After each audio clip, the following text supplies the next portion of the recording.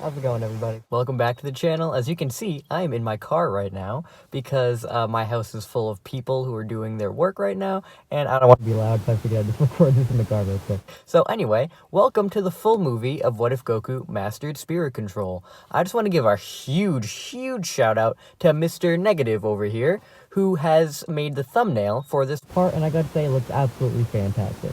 He makes a bunch of cool artwork. You might know him for some stuff he does for Dragon Ball DC.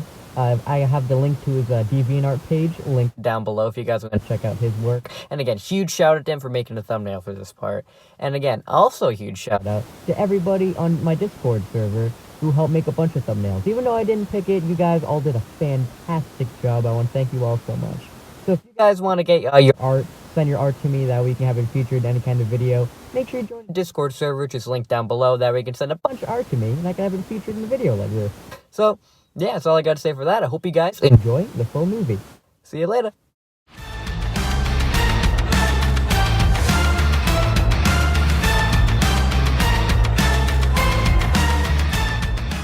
Now, a couple of days ago, we finally saw all of the techniques that the Ardrats can do, which includes instant transmission, healing, gigantification, cloning, and now, force spirit fission.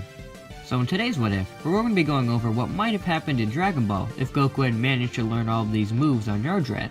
We start off our story with Goku landing on Yardrat and training with Pybera to get instant transmission.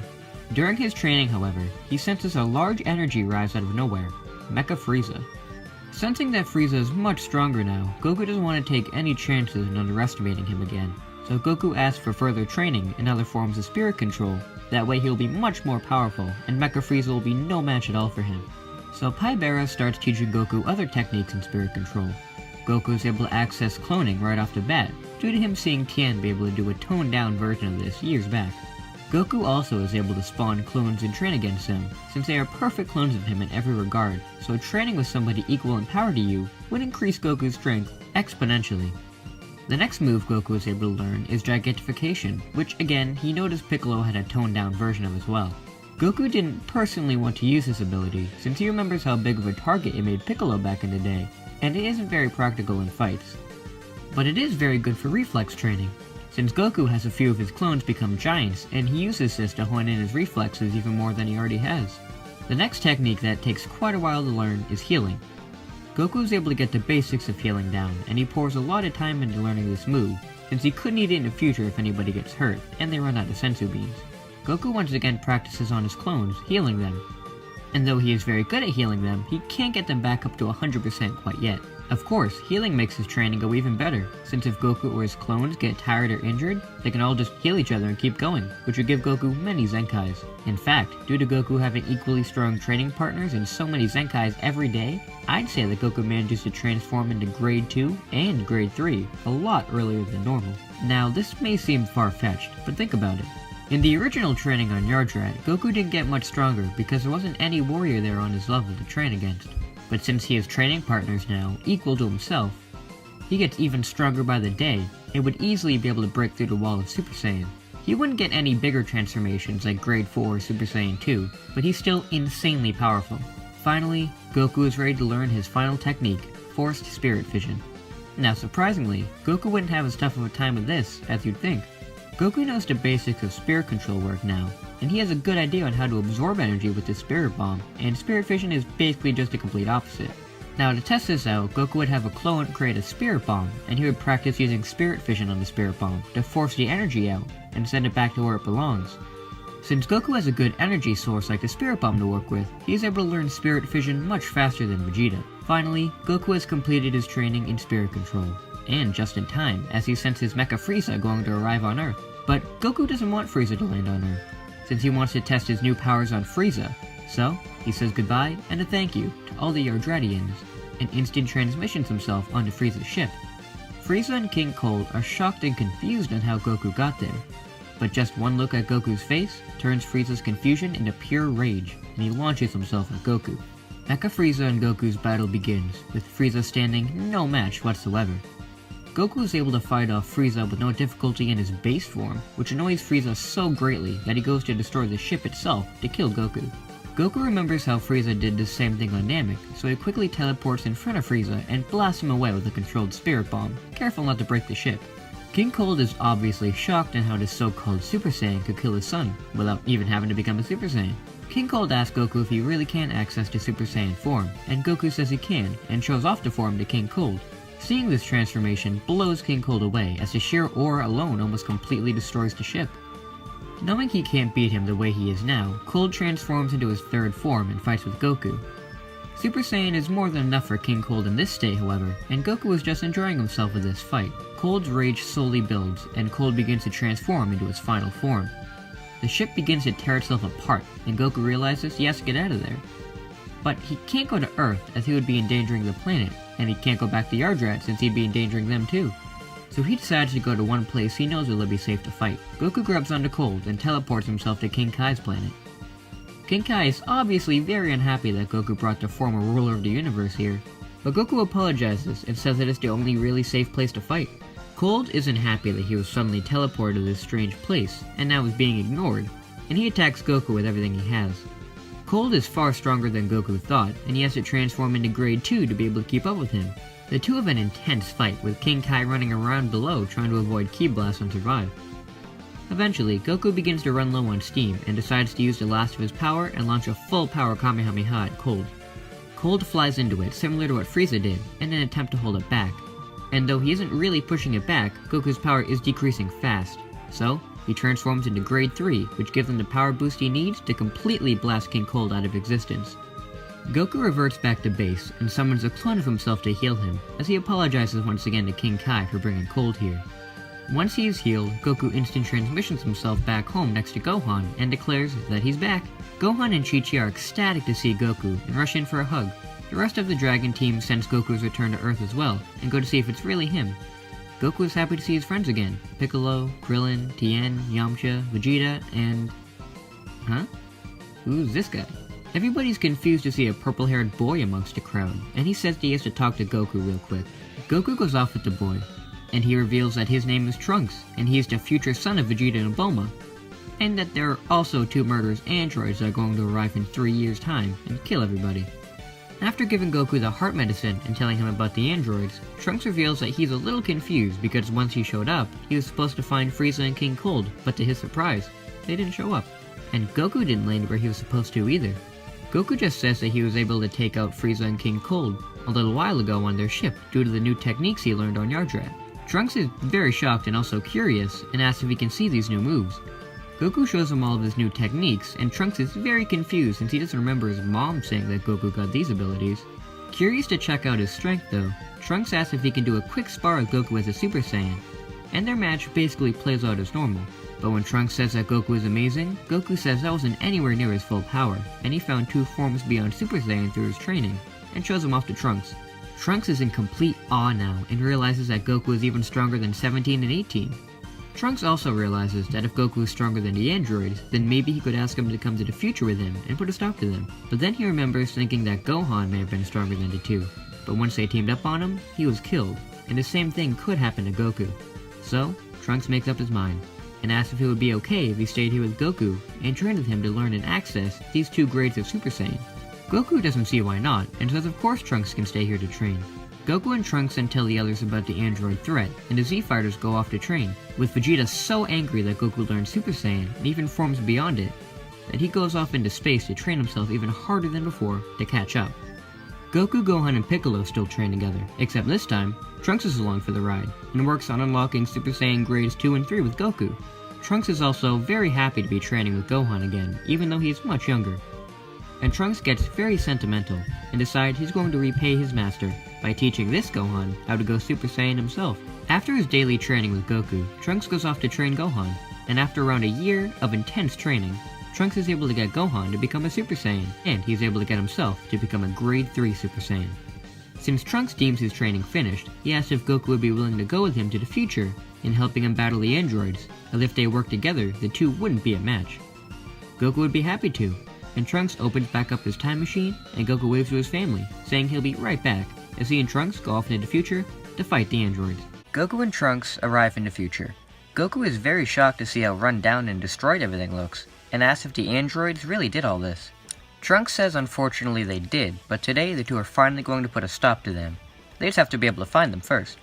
Since they're androids, they can't sense their energy, but Goku begs to differ.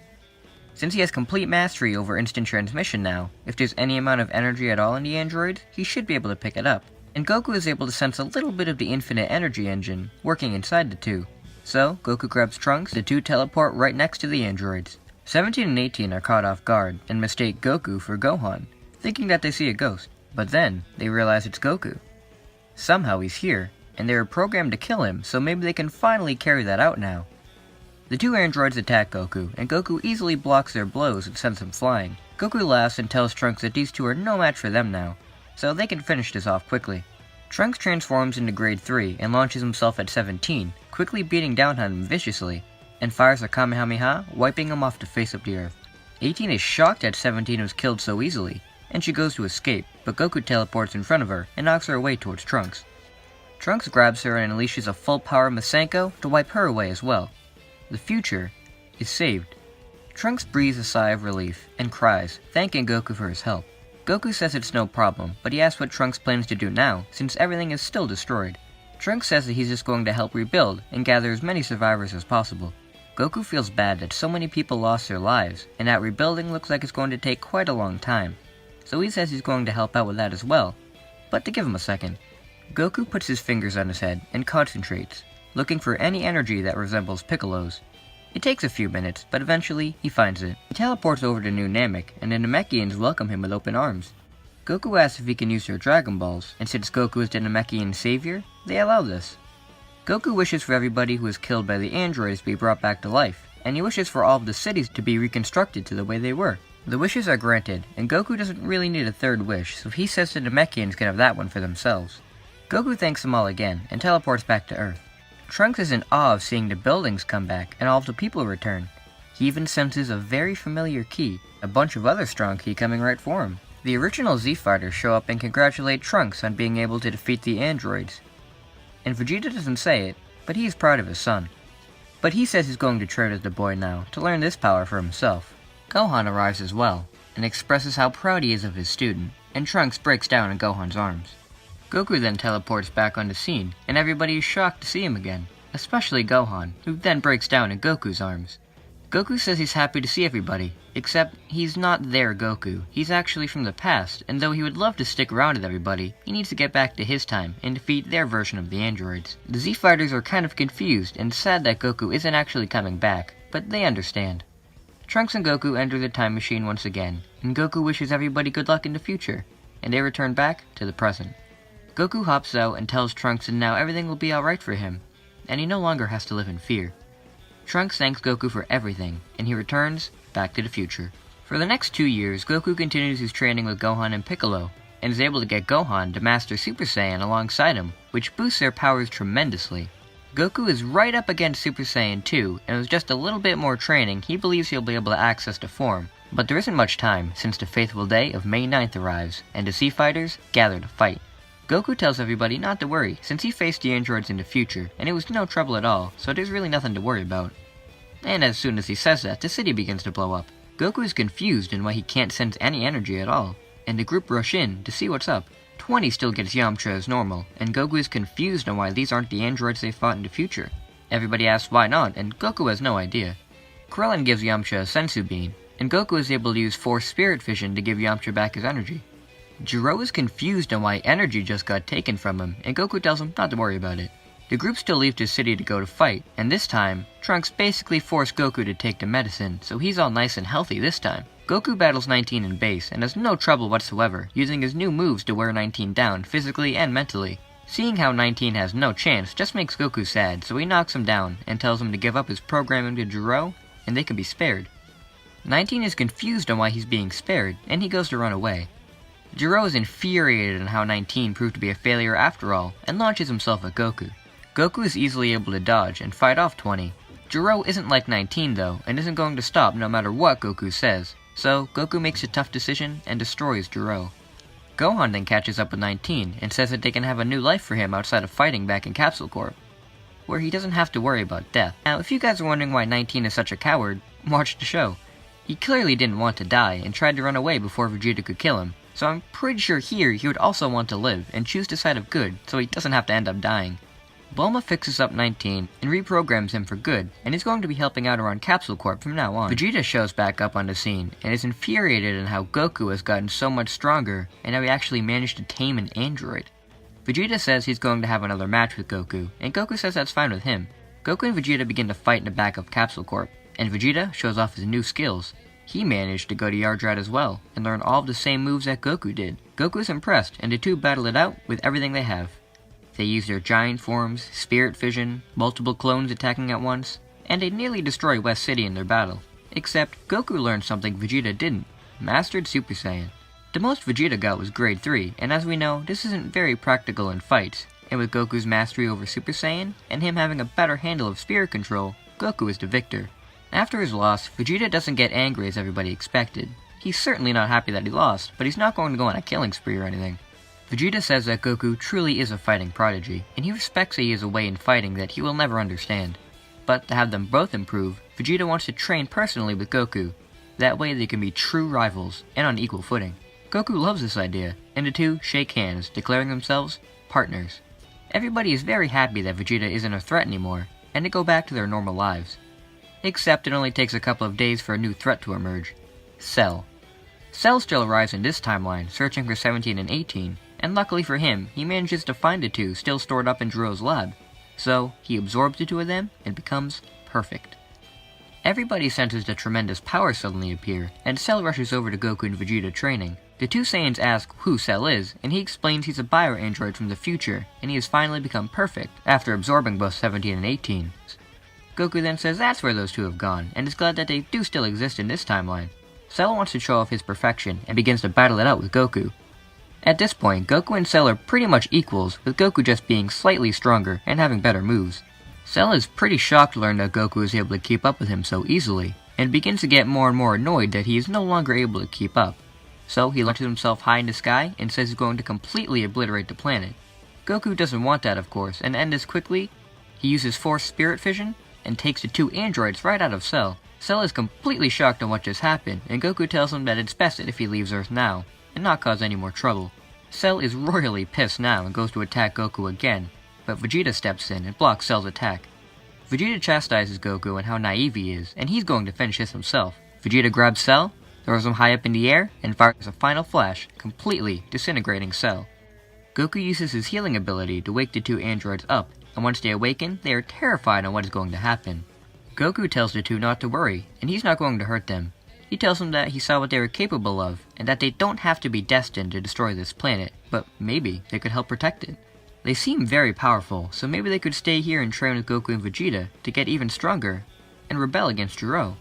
17 is actually down for this, and 18 is hesitant to train, but she sees how happy 17 is and decides it can't be all that bad. So, over the years, Goku, Vegeta, and 17 become avid training partners, and Goku is insanely impressed on how strong 17 can really get. 18 trains occasionally, but not on the level of the boys. She still falls for Krillin, and the two get married as normal. Since Goku is still alive in his timeline, Gohan trains with his father actively, and would become leagues stronger, exceeding where he was in canon. All three Saiyans would get Super Saiyan 2, and all seems well for now. Except, the evil wizard Babidi is still making his way to Earth, to release the evil Majin Buu. We last left off with Goku, Vegeta, and Android 17 training together, increasing their strength to new levels through training. Goku and Vegeta have access Super Saiyan 2 in this time, and actually exceed their canon counterparts in terms of strength. This is mainly because they are actually able to train together, and with an extremely powerful android. Goku wouldn't be able to get Super Saiyan 3 here, due to his living body not being able to handle the form. He would be close to this kind of power in his Super Saiyan 2 form alone, along with Vegeta, since they trained so much in it. Think of this mutated Super Saiyan 2 form as kinda like the one future Trunks used in the Goku Black Arc. Gohan has gotten Super Saiyan 2 through training, except he's not really as powerful as he would be if he trained seriously. He's been slacking off and focusing more on his studies. He doesn't really see a need to train, due to Goku still being around and getting leagues stronger than him. Goten has been born as well, and trains alongside his father way more than Gohan. Goten also benefits from Goku being alive, in the aspect that he doesn't have to become a clone of him, he can actually be his own person. Goten and Trunks would be even better friends, since Vegeta brings Trunks over to Goku's for training, and vice versa. Gohan is still going to high school, and becomes the Great Saiyaman to help out. He wouldn't be going to Satan City, since Mr. Satan never became a big enough champion to have a city named after him. Even with Mr. Satan not exactly being the world champion, his daughter, Videl, would still be going to Orange Star High, but would most likely still be helping out the police with their crimes.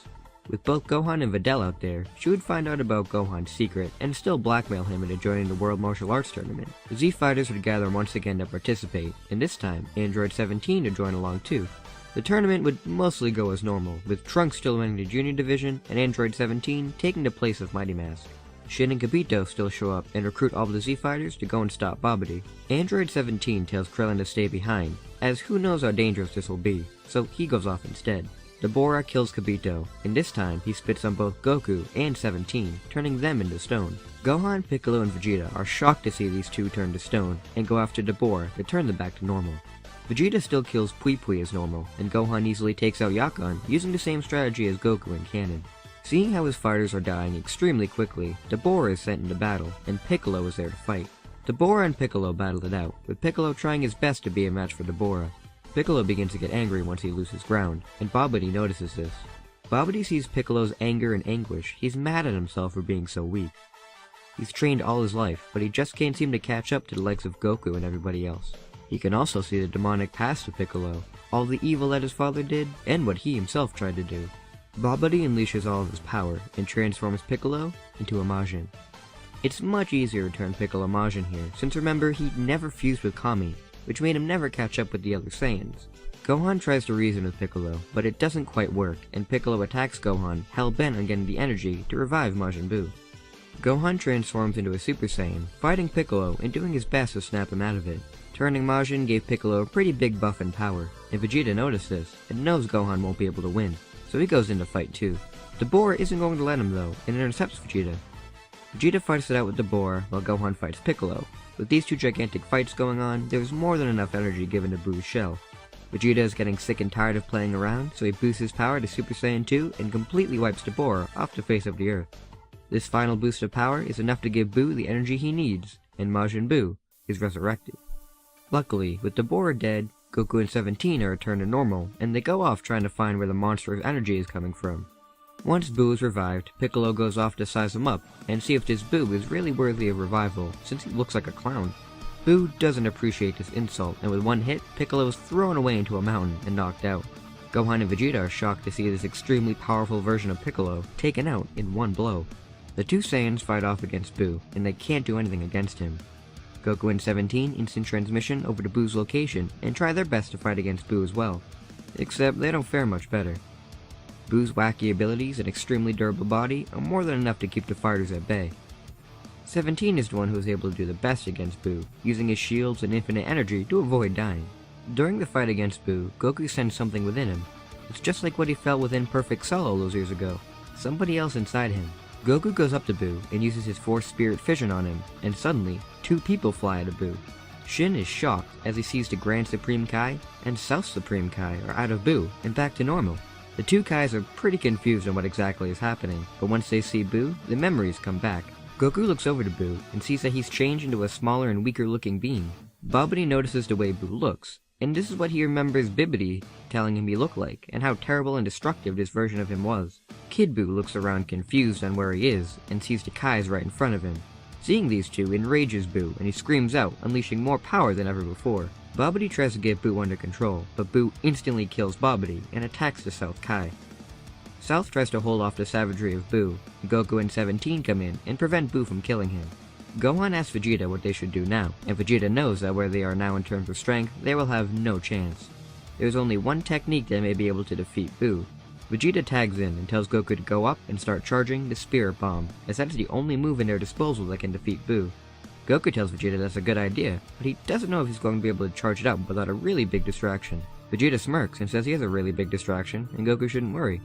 Vegeta powers up and uses the Gigantification technique to grow big and rush Buu. Goku begins to charge his Spirit Bomb as Vegeta leads the charge against Buu. During their fight, the Grand Supreme Kai sees no hope and decides to bust out his Kai Kai Matsuru technique he used against the Planet Eater Moro all those millennia ago, but finds that he doesn't exactly have the strength for it. Maybe some of his power is still inside Buu. Vegeta overhears this and begins to use his Spirit Fission, hoping to get the remaining energy out of Buu and back into the Kai. It takes quite some time, but Goku finally has enough energy from the people of Earth and tells the others to get out of the way, and he throws his spirit bomb down at Buu. Buu catches his spirit bomb and tries his best to hold it back. Unfortunately, the spirit bomb doesn't have enough energy to completely overtake Buu, and he laughs as he begins to push the spirit bomb back. Goku struggles to push the bomb into Buu, but he doesn't have the strength to finish it himself, and is afraid he can't do this. Vegeta can see that Goku is failing, and he unleashes his full power in Spirit Fission, successfully getting the remaining power out of Buu and back into the Grand Kai. Grand Kai uses all of his power and throws his most powerful technique, the Kai Kai Matsuru, at Buu, sapping him of all of his power. Buu collapses, powerless, and with him not being able to hold back the Spirit Bomb anymore, Buu is engulfed and completely obliterated. The threat of Buu is vanquished right there, and the battle won. Except, the Grand Kai used the rest of his strength at that final attack, and he collapses to the ground, passing on.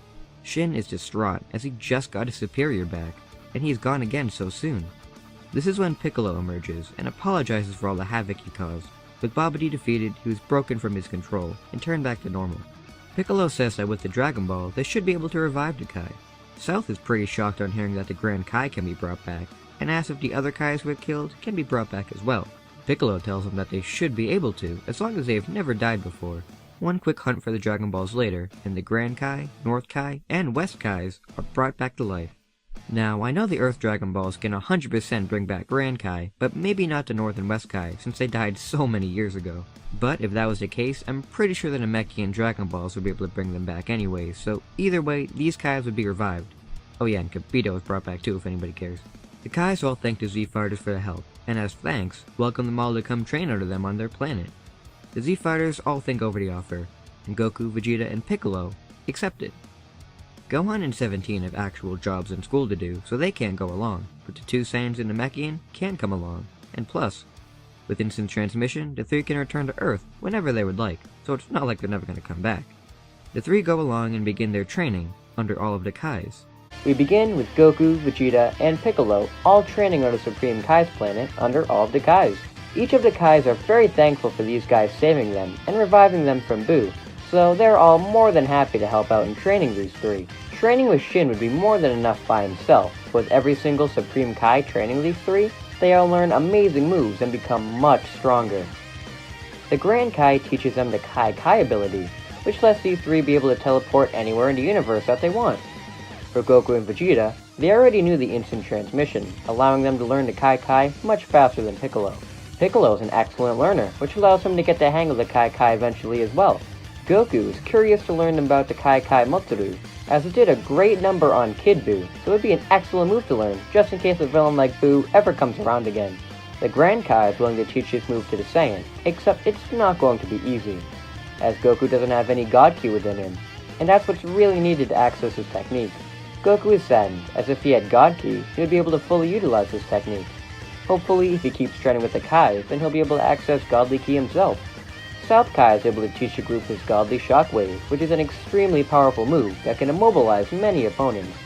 Piccolo gets his technique down very fast and is able to use his technique the best, which really impresses the Kai. West and North Kais then urge the three to take out the Z-Sword, which Vegeta takes out easily, and begins to practice with the North Kai under it.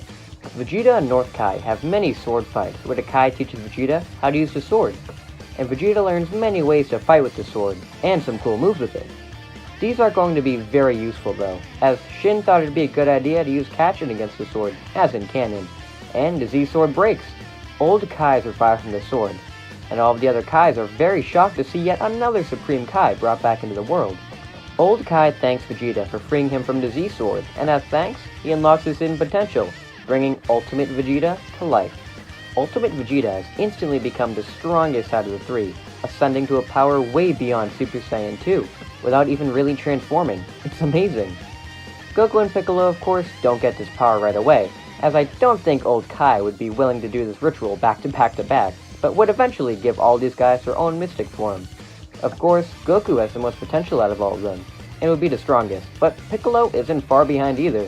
To know where all of these guys are in power, all three of them would be leagues ahead of canon Ultimate Gohan. As with their own ultimate forms, they become much more powerful, and the training with every Universe 7 Supreme Kai helps a lot, as there are so many Kais that help the group with training, so I believe they would all be more powerful than Ultimate Gohan. The three under Old Kai would learn about the Potara fusion, and would be interested in this, but still think that if they ever fuse, then they would be fused forever, so they don't use these earrings at all, and say that they won't unless it's a true emergency. These three aren't the only ones training though, as Android 17 has taken two pupils under his wing, Goten and Trunks. These two didn't get to do much in the last part, as Boo was defeated before they even got to do anything.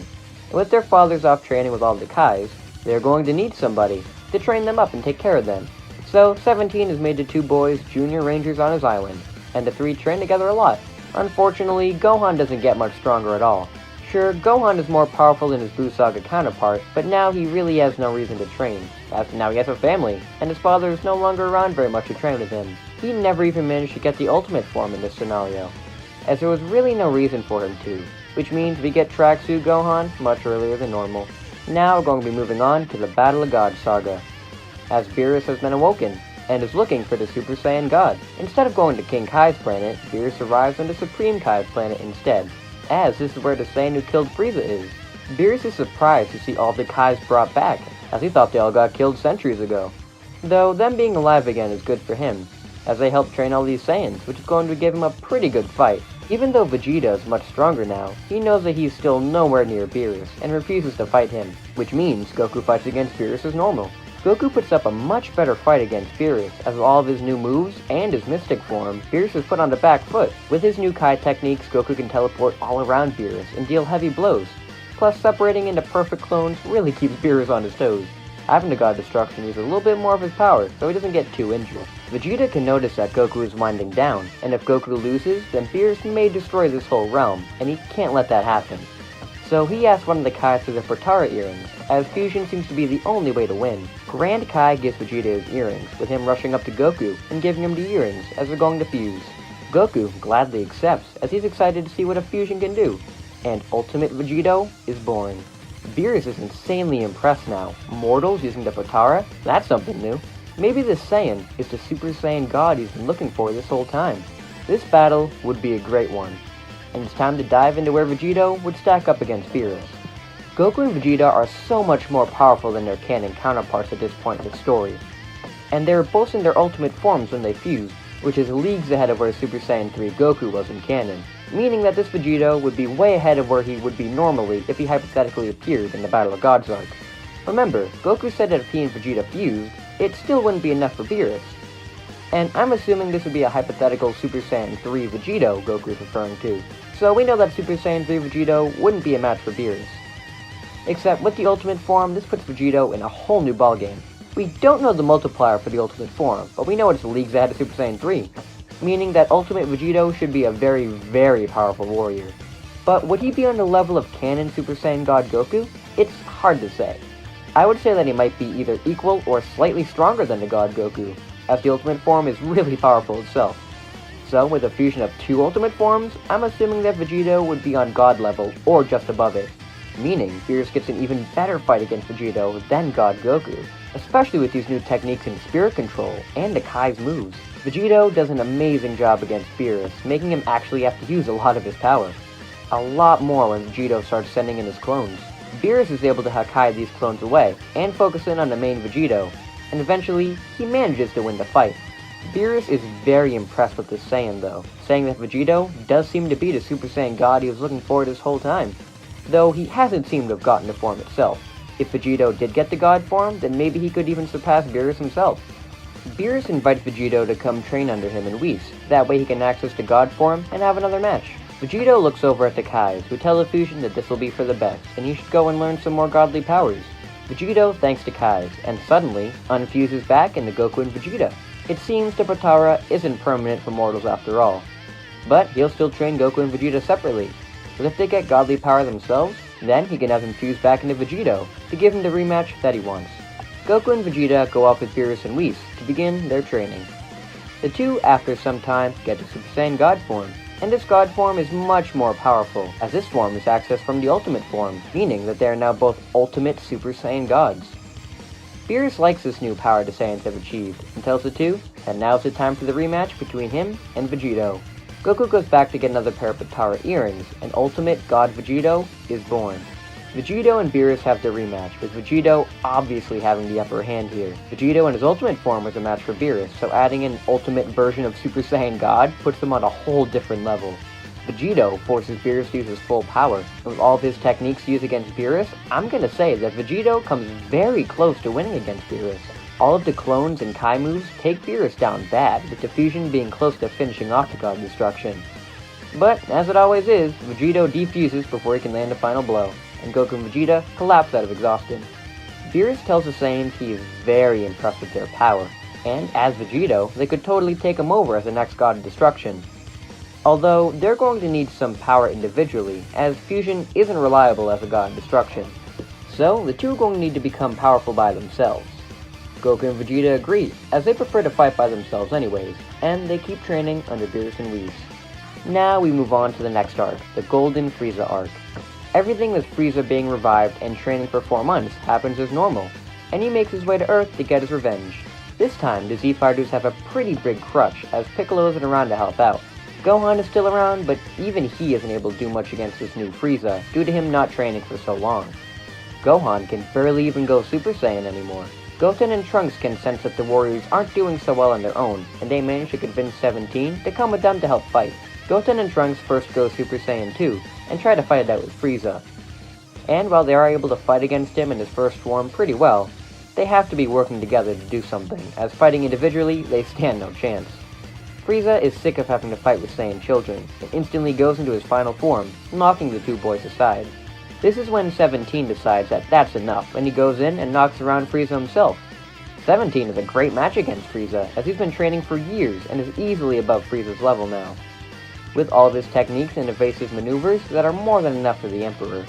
Remember too, that 17 isn't like the Saiyans, who wait around watching for the enemy to transform. As in the Tournament of Power of Canon, he shot the magical girls mid-transformation. So, here, if Frieza tried to transform into his golden form, I don't think that 17 would let him do it. Which means that 17 straight up kills Frieza, and boom, that's the end of Resurrection F. No need for Goku and Vegeta this time. Gohan apologizes to 17 for not being able to get the job done himself, and 17 tells him he needs to keep training the way that he used to when he was a kid. If he really wants to be a good father, then he needs to be able to protect his newborn kid. So if he ever needs a sparring partner, he can always drop by the island and turn him into 2 kids. Gohan tells the android that he'll totally take him up on that offer, as his whole experience with Frieza isn't one he wants to go through again. Last time we finished up with Android 17, killing Frieza, and begin training with Gohan, Goten, and Trunks. Gohan has trained with 17 for a good chunk of his childhood, so training them now isn't the worst training regimen of all time. It's actually pretty refreshing being able to get a workout in again, and achieve Super Saiyan 2 yet again. He doesn't get up to his true power right away, as he's only just begun training again, and 17 is a great master, due to him really pushing Gohan. He pushes Goten and Trunks as well, which is why they managed to get Super Saiyan 2.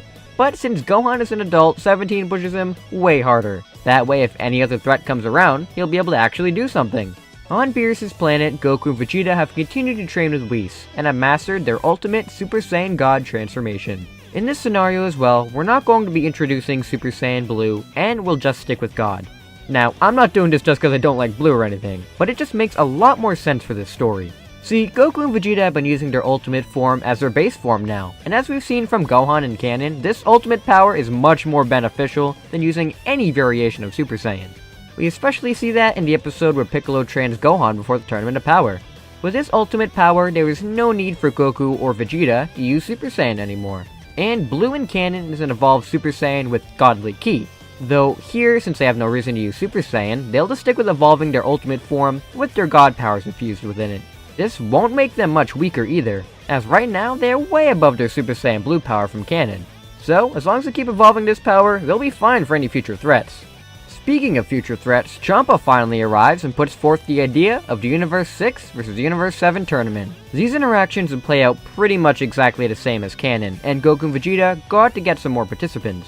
They would of course go to the Supreme Kai's world to recruit Piccolo, who would join along easily, and now they just need to get one last participant. Beerus still decides to waste a slot with Monaka in this timeline, so we now have only one option left. We have Gohan or 17. Gohan has been taking more and more time off of work to train to 17, and fortunately for our heroes, Gohan is able to push this important conference to next week, so he can actually take place in the tournament. 17 once again doesn't come along because of course he needs to protect his island from any threats. Gohan is brought along to fight, and the tournament begins. The matches would actually play out exactly as in canon up until when Goku loses to Frost. He still uses his poison needle to take out Goku, and the next fighter to come along is going to be Piccolo. Though Piccolo this time is much more powerful than his canon counterpart. Remember, Piccolo's been training with all of the Supreme Kais for quite a few years, and knows some very interesting moves that can outdo Frost even when he tries to use his poison needle. Doesn't help Frost either that Piccolo is always in his own ultimate form as well. Piccolo is smart enough to keep far away from Frost. That way he isn't knocked out so fast just like Goku was. Luckily, throughout their fight, Jocko notices the needle Piccolo is trying to avoid, and Frost is eliminated for cheating. With Frost gone and Piccolo not being knocked out at all, he gets to stay in the tournament. Vegeta is the next combatant to come and fight, and I feel Piccolo would have a very similar match as the gigantic robot dude, and it would end with Piccolo just accidentally insulting him, and Vegeta crying his eyes out because of it. Very odd way to win a fight, but hey, it still counts. The next match is against Kaba, with this not really being the most fair of fights for the Saiyan. Piccolo obviously can't be the one to show Kaba how to become a Super Saiyan, since he isn't one himself for obvious reasons. And Kaba never even saw Goku go Super Saiyan against Frost, as he used his ultimate form instead. So Kaba will never even know it exists, and thus would never feel the need to learn it. He is easily taken out in no time flat by Piccolo, and the final warrior for Universe 6 enters the arena. The assassin, Hit. Even with all of Piccolo's new power and techniques, he is very tired from his previous matches. And since Hit is at full power, Piccolo is eliminated very quickly. Gohan is the next one up to fight, with him not as powerful as Piccolo yet, so he's not very confident being able to win this by himself. He doesn't need to exactly win this though, as throughout the battle, Gohan is able to observe everything that Hit is doing regarding the time skipping, and is able to pass his knowledge off to the remaining warriors. Sure, Gohan wasn't able to get any good hits in on Hit, but he was basically able to expose his attack pattern. Meaning when Gohan is eventually knocked out, Vegeta knows exactly what to do now. Vegeta transforms into his ultimate Super Saiyan God, and as his fight with Hit, similar to the strategy Goku pulled off in the manga version of the tournament. Vegeta is able to outpace Hit with his time skip, and with this insanely powerful God form, he's even able to exceed Hit, and his time skip. Plus, the multi-form technique, self-healing, and every other spirit control move that Vegeta knows, is a huge factor in him getting this victory. As all these wacky techniques keep Hit very busy and has him suffer a lot more hits than he would have normally. All of this beatdown gets to Hit eventually, and he loses his match, meaning Universe 7 is now the winner. The group congratulate each other on winning this thing, and Goku is disappointed in himself for falling out of bounds right away, and then not being able to fight more. But hey, there's always another tournament that may come up in the future. The wish is made on the Super Dragon Balls to restore Universe 6's Earth like in canon, and life goes on pretty much back to normal. With the Universal Tournament ended, our Z Fighters return home to continue their daily training. Of course, we should naturally move on to the next arc, which is the Goku Black Arc. This arc is going to be a very tricky one to use in this story, however, for a whole number of reasons. First off, Zamasu wouldn't be taking over Goku's body, and we would get Vegeta Black. Since in the Universe 6 tournament, Vegeta showed off his godly powers and not Goku. So Zamasu would take over Vegeta's body since he's been using godly ki to mock the gods. What's he going to do after that though? Go into the future and terrorize the lone survivor Trunks? Well, if you remember from part 2, Trunks' future is a very bright one, as everybody besides Goku was brought back to live a peaceful life. The villains who would come to this future Earth would be taken out in no time, meaning this timeline already has its own god of destruction. When Babidi and Dabura eventually came to Earth, they were easily taken out by the warriors of the future, meaning Shin got to survive. Even though Beerus never really woke up in this timeline, he is still around somewhere sleeping, so Zamasu knows going into this timeline would be a huge mistake on his part. Meaning instead of coming to the future, Black would stay in the present. And one day while Goku and Vegeta are sparring with each other on Earth, Vegeta suddenly transforms. Not into any of his Super Saiyan forms at all, but his whole physique changes. He morphs into some weird green looking guy, which distracts Goku quite a bit, and just completely worries the two of them. As they try to figure out what the hell just happened, Vegeta Black arrives to go ahead and kill Vegeta in his body. But luckily though, Goku steps in the way to block Black's attack, and asks what the hell is going on? Black just keeps laughing in Goku's face as he fights off the Saiyan while trying to get to Vegeta. Vegeta looks at himself and realizes what has happened here. This random guy swapped bodies with him, and is now using his own power as a plaything, as a puppet. How is that right at all? Vegeta yells out to Goku what Black is doing, and after hearing what Vegeta said, Goku knows the best way to get out of this situation. Goku knocks Black towards the ground and begins to use his forced spirit fission on him. Now, we don't really know if this would actually work with Goku Black, but I feel like since Zamasu completely took over Vegeta's body in this scenario, and the fact that Vegeta is also still right there, I feel like Goku would look into his soul and be able to actually rip it out of Goku Black with Force Spirit Fission. Now again, this might not be how Spirit Fission works, but I'm gonna say that it actually is, because it's working with the spirit as it's right in the name, so I feel like being able to take this spirit out of somebody else who's not in the original body and put it back in the original body would make complete sense for how the move works. So Goku's able to quickly swap these two souls out for one another. Vegeta is back in his original body, while Zamasu weakly stands up back in his original body as well, and he stares at the two Saiyans in complete horror. How the hell did that Saiyan manage to do something like that? He worked so hard to get the Super Dragon Balls to make the wish, and it got instantly taken away from him? Vegeta is completely pissed now, and he rushes towards Zamasu, and he fires a Big Bang attack, completely annihilating the Kai. Goku asks if that was really necessary, as I have no clue who this guy was or what his motives were. And Vegeta snaps at Goku saying, how would he like it if somebody else was using his body too? Oh, yeah, he already does know how that works. Anyways, with Zamasu dead already, and the fact that there's no time travel around either, this saga ends very nicely, since Zamasu is already in the picture in like 2 seconds due to the amazing Spirit Fission technique. And we can move on to the next arc now, which is the beginning of the Tournament of Power. The tournament prep would be brought up early by Goku, since Vegeta Black wasn't much of a challenge, and he wants to have another good battle in a tournament once again. The team for this tournament really wouldn't be too different, and the only one that I feel would be kinda sketchy is Frieza. Goku never saw how powerful Frieza became, as he wasn't on Earth at the time of his revival, and Frieza never really revealed his true potential of his golden form, since 17 killed him before he could reveal it. So why would Goku try to recruit Frieza? I don't think he would. Sure, he was told that Frieza survived and that he got stronger, but since 17 was able to kill him in like 2 seconds, how strong can he actually be?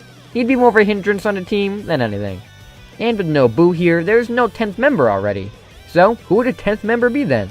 Well, Goku does think of Goten and Trunks fighting on the team, but if he does ask them, he can't get one without the other, as that wouldn't exactly be fair. But what if he could get both of them at once though? He looks at the Potara earrings that he pulled out of his pocket, and he smiles. That's it. If Goten and Trunks are able to fuse, then they'll have themselves a 10th fighter. Whis told him that the tournament is only 45 minutes anyways, and this fusion should last a whole hour. So as long as they fuse right before the tournament, they'll be able to fight during the whole thing. Goku goes up to the two boys and explains to them the process of fusion, and how much stronger the two will become as one. Goten and Trunks think fusing is super awesome, and it'll let them fight in a tournament, so they're 100% down to do it. Right before the group leaves for the tournament, Goku gives the two boys the earrings, and wishes them luck. The boys put it onto their opposite ears and fly directly towards each other, merging their bodies together, and creating... Trunk 10 is born, with their sheer power blowing everybody back. As for most of them there, this is the first time that they have ever seen a fusion. Trunk 10 is obviously much more powerful than Gotenks would be, since Potara is much stronger than a dance, but I'm pretty sure they have the exact same personality. Maybe Trunk 10 would be slightly more serious, but that's pretty much it for differences. They have amazing power, of course, since they are a fusion, and are now one of the strongest on the team, being on the level of our Gohan, and maybe even a little bit above him. When the group arrives at the tournament arena, nobody notices that they are a fusion luckily, as they make sure not to talk right away and reveal their double voice. The tournament begins as normal, with Goku, Vegeta, and the androids going out to fight on their own, with the others sticking together as a group. Since Frieza isn't around to manipulate ferocity and knocking out the humans, he would go on his own path, and just fight off the fodder fighters. Gohan, Trunk 10, and Piccolo would all deal with Universe 9, and with Trunk 10 having very similar abilities to Gotenks, he can conjure up his Super Ghost Kamikaze attack to blindside the fighters, which allows Gohan and Piccolo to both fire a Masenko at them, pushing them out of the ring. The only Universe 9 fighters left would be the trio de Dangers, and with Gohan, Trunk 10, and Piccolo fighting against all three of them, they don't stand any chance at all, and they're all knocked out, making Universe 9 the first one to be erased. Goku is having a much easier time with the Pride Troopers due to him being in his ultimate form constantly, so they are all easily knocked out by Goku. The only Pride Troopers who are able to not be knocked out right away are Toppo and Dispo, as they escape right before Goku goes after them. Hit is being beaten around by Jiren, and Goku comes in to help him out in his god form now. Goku and Hit aren't as close as they are in canon, but Goku respects how powerful Hit is, and says that they'll work together to defeat this guy. Of course, with the godly ultimate form of Goku's, he's able to somewhat hang in there against Jiren due to how powerful he is now. Spirit Fission isn't going to help Goku here at all, but the multiple Gokus coming at Jiren is enough to make him sweat just the tiniest amount. Hit is very impressed with seeing Goku use these moves as well, and he realizes he's just going to get in the way of this battle. So he goes off to fight another time. Jiren unleashes power a little bit more though, and is able to send the clones flying away. Goku continues battling out with Jiren, and is able to hang in there a lot by himself. While this is going on, Vegeta fights it out with Kaba, Caulifla, and Kale, as he really wanted to fight against these Saiyans, but as he suspected, none of them know Super Saiyan. So they bore him pretty fast, and he keeps calling them a sorry excuse for a Saiyan, which is enough to get Kale to burst out in rage. Berserker Kale begins to beat the crap out of Vegeta, and he is barely able to hold her off before Kale goes on to rampage throughout the tournament arena. Kale is able to knock out many fodder fighters, getting everybody from Universe 4, and even when Anilaza fuses and try and stop her, he is taken out in just one gut shot, which eliminates Universe 3. When Ribrianne and her squad try to take Kale down, she stomps them all in no time, and this eliminates Universe 2 as well. Universe 10 gets defeated, with Caulifla and Kaba trying to calm her down, but they are beaten around as well before they have a chance to stop her. With all these universes being erased, and Toppo and Dispo trying their best to stop Kale, and failing, Jiren has had enough, and goes over to blast Kale out of the ring in one shot. Goku is absolutely stunned on seeing this. Kale took out pretty much everybody so easily, and Jiren is able to take her out in only one blow? Yeah, there's no way he's going to be able to beat Jiren on his own. He needs more and more power. Goku goes up to the top of the ring, and begins to gather energy for the Spirit Bomb.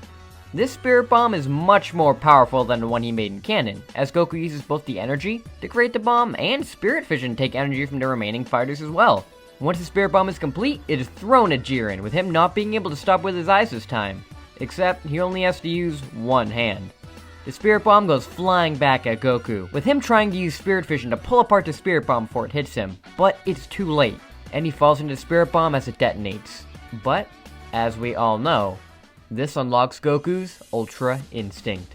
This Ultra Instinct Goku is a pure monster. He managed to unlock this form with him already being insanely powerful, already almost on the level of its mastered variant. Basically because similar to Gohan in my What If Super Buu Turned Good Part 3 video, the Ultimate Form and Ultra Instinct form are just meant to go together, as they are evolutions of the base form, and when combined makes the perfect base transformation, which is what Goku has become now. He was already stronger than in canon, and absorbing a lot more energy from the stronger Spirit Bomb as well, makes Goku in a league of his own.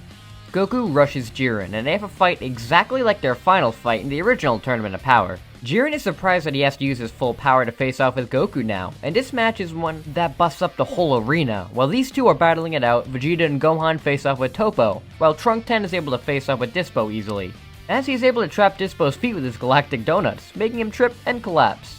Piccolo then goes in and grabs him and throws him out of the ring. Hit is still around here though, and Piccolo and Trunk 10 begin to battle it out with the assassin to the best of their ability.